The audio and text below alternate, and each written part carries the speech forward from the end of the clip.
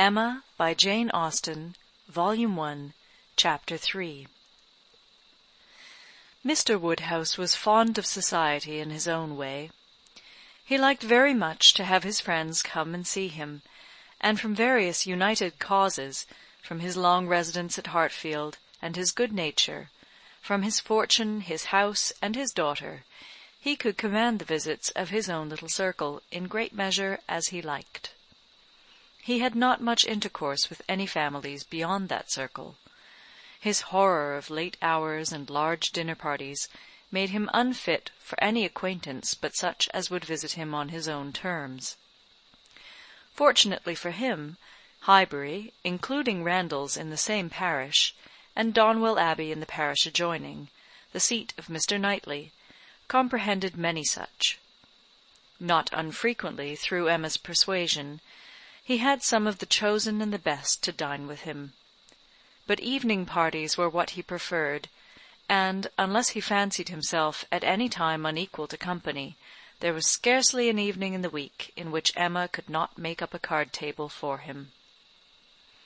Real, long-standing regard brought the Westons and Mr. Knightley, and by Mr. Elton, a young man living alone without liking it, the privilege of exchanging any vacant evening of his own blank solitude for the elegancies and society of Mr. Woodhouse's drawing-room, and the smiles of his lovely daughter, was in no danger of being thrown away.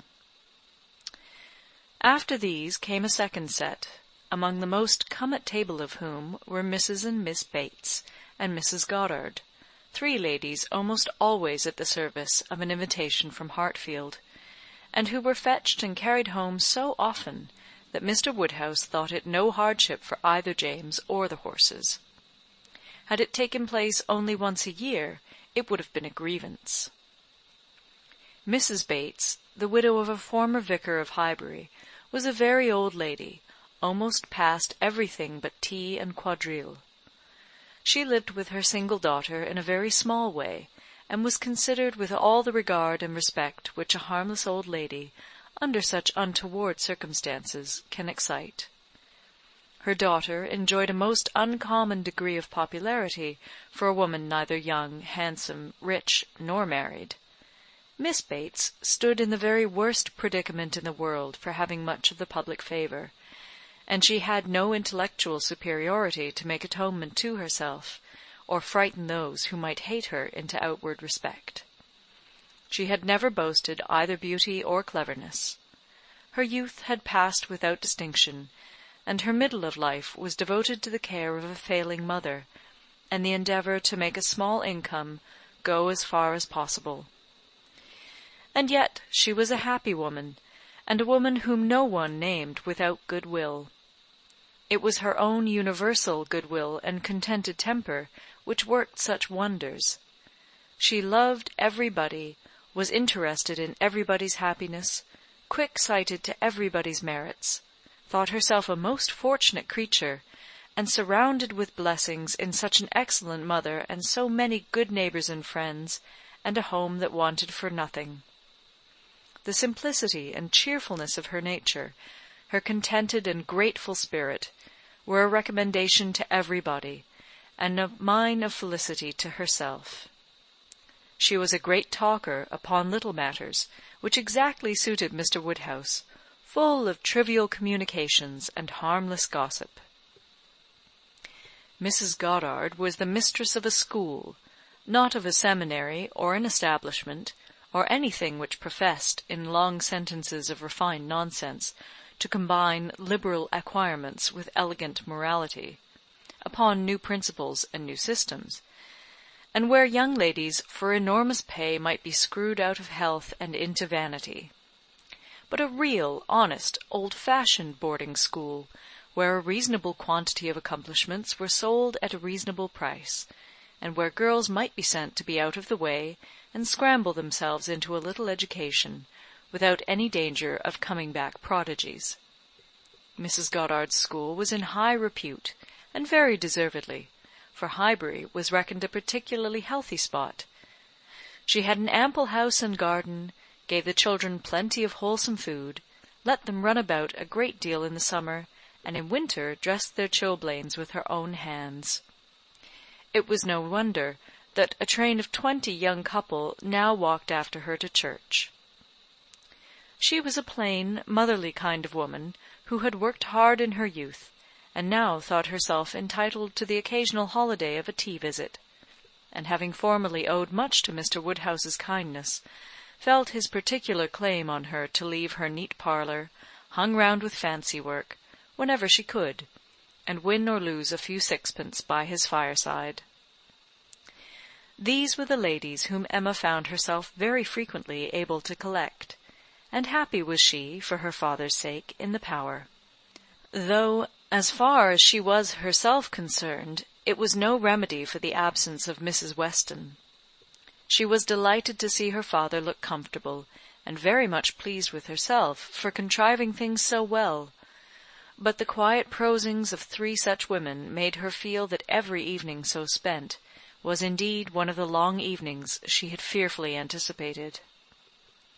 As she sat one morning, looking forward to exactly such a close of the present day, a note was brought from Mrs. Goddard, requesting, in most respectful terms, to be allowed to bring Miss Smith with her.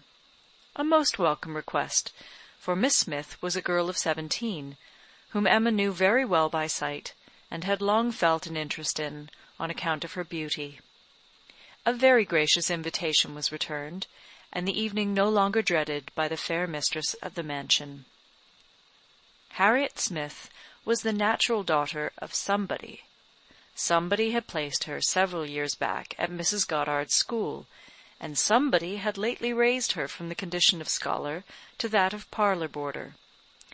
This was all that was generally known of her history. She had no visible friends but what had been acquired at Highbury, and was now just returned from a long visit in the country to some young ladies who had been at school there with her. She was a very pretty girl, and her beauty happened to be of a sort which Emma particularly admired. She was short, plump, and fair, with a fine bloom, blue eyes, light hair, regular features, and a look of great sweetness, and before the end of the evening Emma was as much pleased with her manners as her person, and quite determined to continue the acquaintance. She was not struck by anything remarkably clever in Miss Smith's conversation, but she found her altogether very engaging, not inconveniently shy, not unwilling to talk, and yet so far from pushing, showing so proper and becoming a deference, seeming so pleasantly grateful for being admitted to Hartfield, and so artlessly impressed by the appearance of everything in so superior a style to what she had been used to, that she must have good sense, and deserve encouragement. Encouragement should be given. Those soft blue eyes, and all those natural graces, should not be wasted on the inferior society of Highbury and its connections. The acquaintance she had already formed were unworthy of her. The friends, from whom she had just parted, though very good sort of people, must be doing her harm. They were a family of the name of Martin, whom Emma knew well by character, as renting a large farm of Mr. Knightley, and residing in the parish of Donwell. Very creditably, she believed. She knew Mr. Knightley thought highly of them. But they must be coarse and unpolished, and very unfit to be the intimates of a girl who wanted only a little more knowledge and elegance to be quite perfect. She would notice her. She would improve her. She would detach her from her bad acquaintance, and introduce her into good society. She would form her opinions and her manners.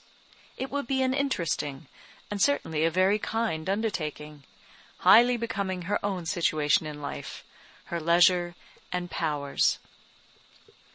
She was so busy in admiring those soft blue eyes, in talking and listening, and forming all these schemes in the in-betweens, that the evening flew away at a very unusual rate, and the supper-table, which always closed such parties, and for which she had been used to sit and watch the due time, was all set out and ready, and moved forwards to the fire before she was aware. With an alacrity beyond the common impulse of a spirit which yet was never indifferent to the credit of doing everything well and attentively, with the real good-will of a mind delighted with its own ideas, did she then do all the honours of the meal, and help and recommend the minced chicken and scalloped oysters, with an urgency which she knew would be acceptable to the early hours and civil scruples of their guests. Upon such occasions poor Mr. Woodhouse's feelings were in sad warfare. He loved to have the cloth laid, because it had been the fashion of his youth, but his conviction of suppers being very unwholesome made him rather sorry to see anything put on it, and while his hospitality would have welcomed his visitors to everything, his care for their health made him grieve that they would eat. Such another small basin of thin gruel as his own was all that he could, with thorough self-approbation, recommend, though he might constrain himself, while the ladies were comfortably clearing the nicer things, to say, "Mrs. Bates, let me propose your venturing on one of these eggs. An egg boiled very soft is not unwholesome. Serle understands boiling an egg better than anybody. I would not recommend an egg boiled by anybody else, but you need not be afraid, they are very small, you see. One of our small eggs will not hurt you. Miss Bates, let Emma help you to a little bit of tart, a very little bit. Ours are all apple tarts. You need not be afraid of unwholesome preserves here. I do not advise the custard. Mrs. Goddard, what say you to half a glass of wine? A small half-glass, put into a tumbler of water. I do not think it could disagree with you." Emma allowed her father to talk, but supplied her visitors in a much more satisfactory style, and on the present evening had particular pleasure in sending them away happy. The happiness of Miss Smith was quite equal to her intentions. Miss Woodhouse was so great a personage in Highbury that the prospect of the introduction had given as much panic as pleasure, but the humble, grateful little girl went off with highly gratified feelings, delighted with the affability with which Miss Woodhouse had treated her all the evening, and actually shaken hands with her at last. End of Chapter 3. Recorded in Toronto, Ontario, by Moira Fogarty, September 2008.